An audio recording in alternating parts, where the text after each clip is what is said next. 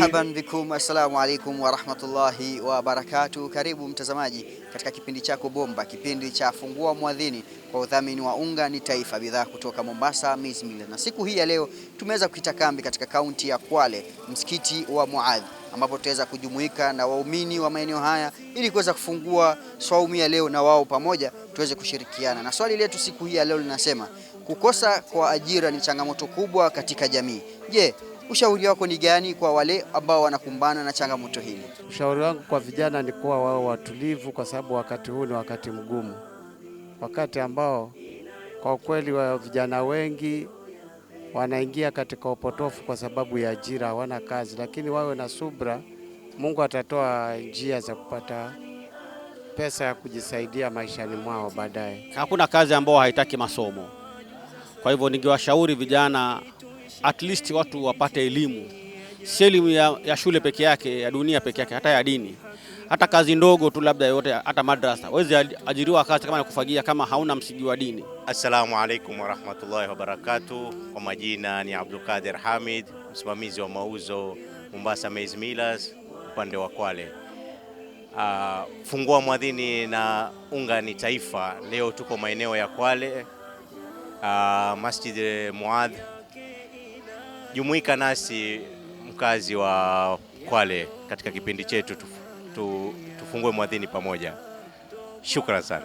Kwanza kabisa tuwe na imani ya kwamba pamoja na ugumu wa haya maisha, Allah tabaraka wa taala anatuambia inna ma'al usri yusra, hakika pamoja na uzito hapo ndipo kuna wepesi. Sasa vijana wenzangu, tusikate tamaa, na kubwa zaidi tusiwache kumtaraji na kutegemea kwa Allah tabaraka wa taala, kwani yeye ndo anajua hali zetu.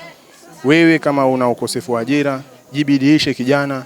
Haimaanishi kwamba ukiwa sasa wewe huna ajira ndio ushike panga ukate watu wala uwadhulumu watu mali zao, kwa sababu hiyo ni dhulma, na Allah tabaraka wa taala hasamei dhambi la mtu kumdhulumu mja mwenzake, utakwenda kumlipa kesho siku ya kiyama. Wasia wangu ni kwa vijana wetu wa sasa, yani wachanuke, wasiharibike na mambo mengi ya uhadaa wa kudanganywa, wa kumiliki mambo ambayo yasiyofaa kwa ujira yao. Kwa hivyo mimi navyoomba vijana wajitahidi na ibada kwanza, kwa ibada ndio iwe zaidi kwao, wawe wanafuatiliza ibada zote. Saumu Ramadhani wawe wanafunga, na hayo mambo ya kuvuta mabangi, dawa za kulevya haitawasaidia kabisa vijana hawa sasa. Mtazamaji, hayo ndio yamekuwa majibu kutoka kwa wakazi wa eneo la Kwale katika msikiti huu wa Muadh ambao tumeweza kujumuika nao siku hii ya leo kwa ajili ya kufungua mwadhini. Kufikia sasa sina la ziada bali kukushukuru mtazamaji kwa kuweza kufuatilia kipindi cha Fungua Mwadhini kwa udhamini wa Unga ni Taifa, bidhaa kutoka Mombasa Maize Millers, na hadi siku nyingine utakapofungua mwadhini katika msikiti mwingine na kaunti nyingine.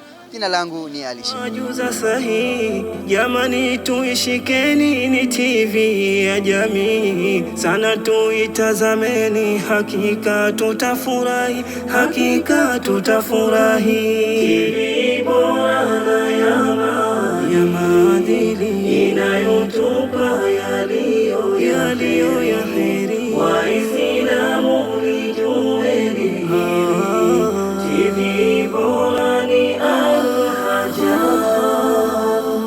yake Ilahi manani, yalokuja na nabia, ndo kwa hakika jueni, hayo tutawaletea, pamoja tushikaneni, hajali kuendelea. Tumshukuru jalia Ilahi Mola Rabbana kuweza kutuletea TV yetu ya Sunna. Sasa tunajivunia kwa marefu na mapana, TV bora na ya maadili inayotupa yaliyo ya heri, Waislamu lijueni hili, TV bora ni Al-Hajar